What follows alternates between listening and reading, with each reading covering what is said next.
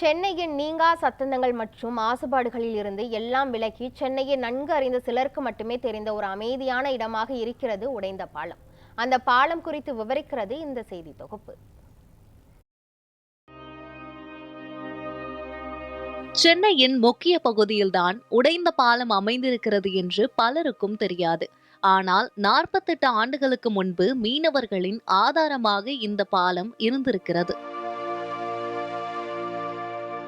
இயக்குனர் மணிரத்னம் இயக்கத்தில் நடிகர் சூர்யா மற்றும் மாதவன் நடித்த ஆயுத எழுத்து படம் போன்ற பல படங்களில் இந்த பாலம் இடம்பெற்று இருக்கும். எளிதாக அடையாளம் சொல்ல வேண்டும் என்றால் ரிக்ஷாக்காரன் படத்தில் கடலோரம் வாங்கிய காற்று பாடலுக்கு புரட்சி தலைவர் எம்ஜிஆர் நடனமாடிய பாலம்தான் இந்த உடைந்த பாலம். 1967ஆம் ஆண்டு முதலமைச்சராக இருந்த CN அண்ணாதுரை காலத்தில் இந்த பாலம் கட்டப்பட்டது.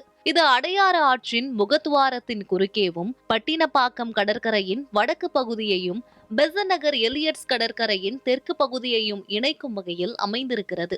துறைமுகத்திற்கு செல்லும் மீனவர்கள் இந்த பாலத்தின் வழியே தங்களது வாகனங்களை இயக்க ஏதுவாக இருந்துள்ளது உடைந்த பாலம். அடையாறு மாசுபடாமல் இருந்தபோது பல மீனவர்கள் இங்கு மீன்பிடி தொழிலும் செய்து வந்தனர். இன்றளவும் மீனவர்கள் இந்த பாலத்தின் கீழ் மீன்களை பிடித்து தங்கள் வாழ்வாதாரத்திற்கு வழிவகுத்து வருகின்றனர். இந்த பாலம் கட்டப்பட்ட 10 ஆண்டுகளிலேயே இதன் ஆயுள் முடிவடைந்தது வேதனை அளிக்கக்கூடியது. 1977ஆம் ஆண்டு அடையாறில் ஏற்பட்ட ஒரு வெள்ளத்தில் இந்த பாலம் இடிந்து விழுந்தது. அதன் பிறகு அது சரி செய்யப்படவே இல்லை. 48 ஆண்டுகளுக்கு பிறகு மறைந்திருக்கும் இந்த பாலத்தை மக்கள் பார்வைக்கு கொண்டு செல்கிறது சென்னை மாநகராட்சி. இந்த உடைந்த பாலத்தின் அருகே கேபிள்களால் உருவாக்கப்படும் தொங்கு பாலம் ஒன்று கட்டப்பட இருக்கிறது. இதன் மூலம் பெசன்ட் நகரிலிருந்து பட்டினப்பாக்கம் செல்லும் தூரம் குறையும். அதோடு அவ்வழியில் இருக்கும் போக்குவரத்து நெரிசலை கட்டுப்படுத்துவதற்காகவும் இந்த தொங்கு பாலம் உதவியாக இருக்கும்.